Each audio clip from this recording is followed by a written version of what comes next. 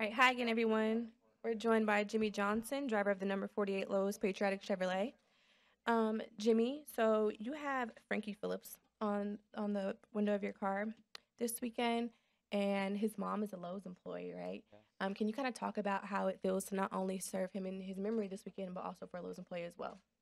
Yeah, I mean, I think just to sit here and listen to Brad's discussion and what he's involved with, and knowing that we will all carry names on our cars, and um, for me to have the honor to carry a Lowe's employee that's been affected, with her son Frankie Phillips being lost, I guess around 5 years ago now. So it is an honor. There's always a lot of pressure to win, but my experience the last few years in being involved representing different individuals on the car has taken that to a new level. And to really honor a fallen soldier and to meet their families, hear the stories about the individual, um, it just makes it so much more real. And to see the excitement, enthusiasm, and emotion behind the family being here at the race, seeing you at pre-race, and hopefully someday, and hopefully it's this weekend, I can experience the joy of winning the race and seeing them in victory lane. Um, so it's a program I'm very proud of NASCAR to be a part of. I'm very proud of Lowe's to support, and it's just an honor to have the name, Frankie's name, and names on all of our cars out there through the course of the weekend. Want to kick it off with Kelly?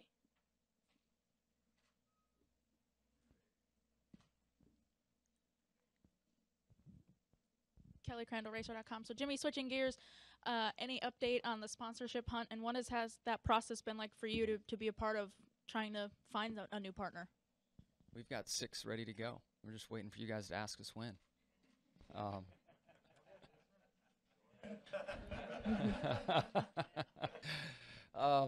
it's going really well. We'll hopefully have something to announce in the near future, but the excitement about the 48 car, the multiple companies that are interested in the ideas and the ways that people would like to use us are very exciting and encouraging. So, of course, we don't want to see Lowe's leave. We've had such an amazing run with them, and there's a little bit of fear associated with such a big sponsor and such an integral part of Hendrick Motorsports leaving. But the response has been very, very strong and very well. So when Mr. Hendrick makes his decision and we're able to kind of ink what opportunities are out there, obviously those announcements will be made, but things have been going very well.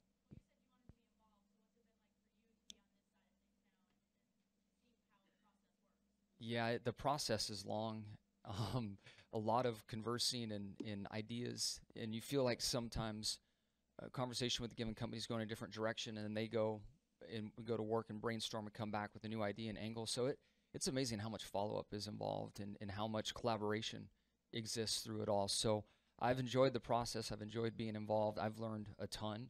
I've been able to bring some opportunities to the table through my own contacts that I have, and then also others have come along through Mr. Hendrick's network and other networks. So it's been interesting. It's taken a lot of time, and it's been a fun new experience for me. So after Daniel, we're going to go to Mike, Lee, Deb, Woody, and then Jacob.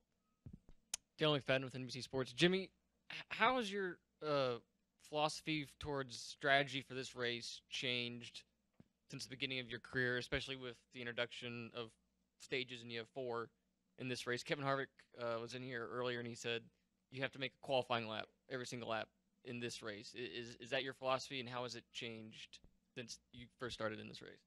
Yeah, when I first started, obviously no stages to consider or worry about. So that was way different, and you just race differently. The whole environment was different on the track. The Mark Martin way of working with somebody and let them go, they'll let you go, and playing that game, it's out the window now. So that's one element. And then 2, as the cars continue to get faster and faster, it's just harder and harder to make competitive passes. So those 2 elements make you fight for track position starting on Friday in qualifying, or Thursday, I guess this week, in qualifying, and carries right on through even 600 miles. And then go to Mike. Mike Embry, USA Today. How do you think Sunday's race would look if you guys used the package from last week? That's a good question. I know there's been a lot of conversations around it following the excitement in the All-Star race. I don't know. I feel like that first segment's probably the best indication. You know, handling still did matter. You know, you could argue that if the teams had more practice time and we could adjust on the cars, we could get them to all handle much better and stay in a tighter group. So I don't know, but there seems to be a very positive response in what was seen in the race itself. So I know there's a lot of consideration being put into it, and we might just have to try it somewhere to see. You know, that could be the a realistic next step, to try it at a real points race and see. Lee? Lee Spencer Racing Boys. I have a couple of questions. First of all, was there any truth to the rumor that Red Bull was interested in sponsoring the 48? There's definitely there's some interest there. I think there's interest from a variety of different companies. That would be one of a long list of hopefuls. And also, we talked to Jeff Gordon last night. He said you were one of the first texts that he got. Can you kind of reflect on his career and, you know, when you think about people in NASCAR and their contributions to the sport, he certainly changed the perception of NASCAR to the U.S. in general, and kind of took it out of it being a regional sport and you know, took it other places, opened the door for a lot of California guys to come in. Can you just kind of talk about your, you know, reflect on his accomplishment? Yeah, I'm so happy. You know, he's in first ballot. His accomplishments, we all know on the track, and I guess we all know in this room how he was so integral at a point in time for NASCAR to take us mainstream, and really kind of transcended the sport like maybe only Senior had been able to do, or Richard Petty in their eras. And I think the competition and the rivalry that existed between Dale Senior and Jeff was a big ingredient in that. TV, media, nationwide exposure all worked well, and Jeff's timing and his success and his willingness to be out there and his ability to be out there and carry the sport, you know, just took him to all new heights. And then to drive for him, be selected by him, you know, it's been mind blowing. I can't thank him enough for the opportunities that I've had, the way it's changed my life, racing against him, being friends with him. I'm just truly happy for he and his family, and I know it's going to be a big celebration for those guys. Yep. All right, Deb? Jimmy, Deb Williams, Racing Today and ESPNW. With all of the engineering and simulations that exist today, how much input does a driver really have into the setup, or do the engineers and all say, this is what you need, take it and run with it?